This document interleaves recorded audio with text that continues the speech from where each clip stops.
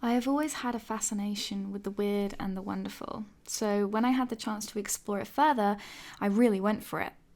I guess what I've discovered as of recent is the power to provoke emotion and or a physical reaction through the tactical use of the uncanny.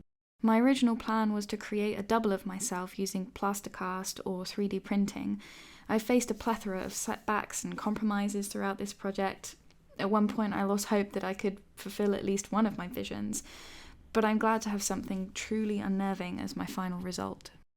I began in the dark depths of Reddit, in a certain forum where some people were discussing the Uncanny Valley, and I noticed some people were talking about AI-generated photos, which reminded me of a Twitter account that I follow that posts AI-generated liminal spaces, a wonderful example of the uncanny. The unknown contradicting familiarity, it fuels it.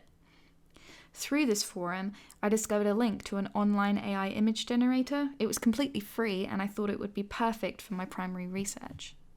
My research truly began, I guess, when I visited Madame Tussauds in London. Standing face to face with the wax figures truly gave me an example of the atmosphere and uncanny presence I wanted to emulate. Next, I found myself in the ceramics studio, slathering my hand in Vaseline and plunging it into alginate. This experiment was one of my favourites. The details picked up on the skin, it looks so interesting next to my real hand. I would have liked to continue further with ceramics and casting, but I was recommended by my technician that it would have been quite expensive and quite technically difficult, to be honest. This is when I switched over my focus to 3D scanning, and I visited my architecture department, and unfortunately the scanner in which I had previously planned to use was not available to me anymore. The next best option was to scan via my iPhone using an app called Polycam. I then was able to produce quite an interesting collection of 3D scans. First, I was quite frustrated that my scans didn't turn out completely perfect and that it was a perfect representation of me.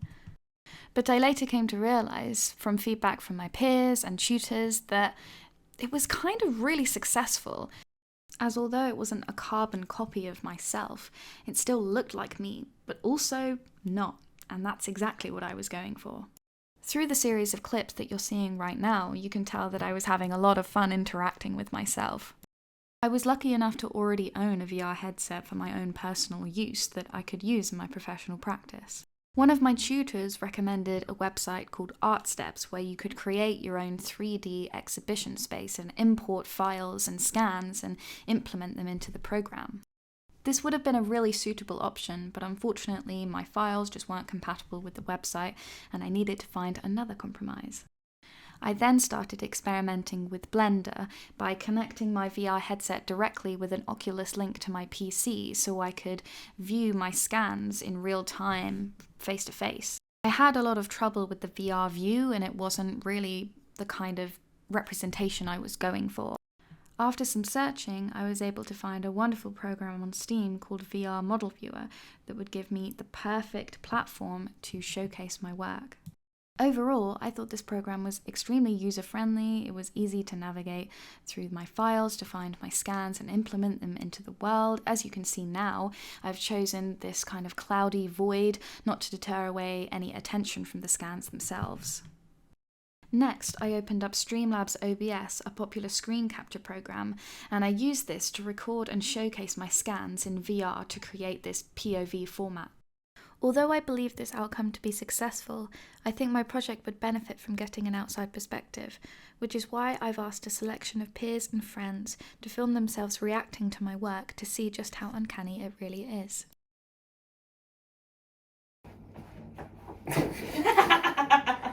I don't like the way she looks at me. Oh, is that Cassie? They look like they've been in a car crash. I'm just waiting for someone to ask me why I would do that. Like, why did you make this? Yeah, why? It's so unnerving.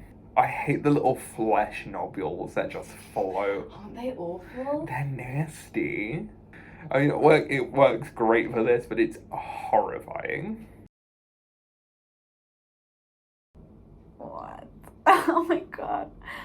Like the movement is unnatural. Yeah, when the eyes are open, it's a lot scarier.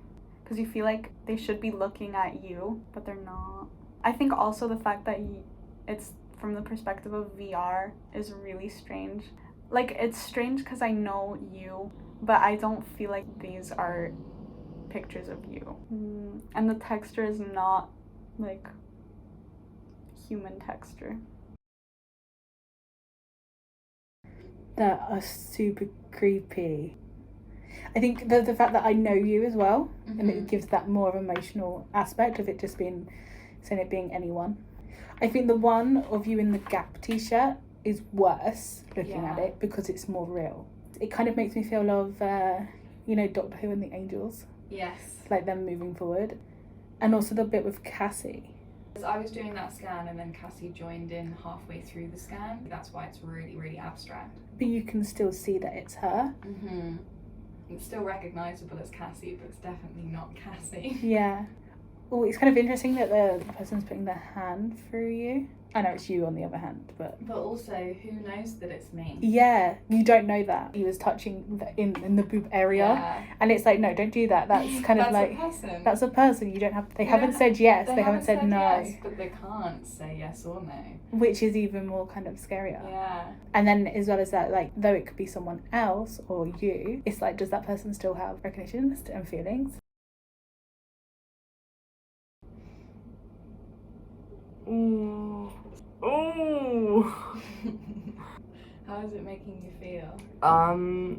You know when you see something fuzzy and you go to touch it because you want to touch it and it's soft, but then you actually touch it and it's the wrong texture? Oh, your face is real flat. Oh my goodness. It's very disconcerting. Uncomfortable is the word, you know?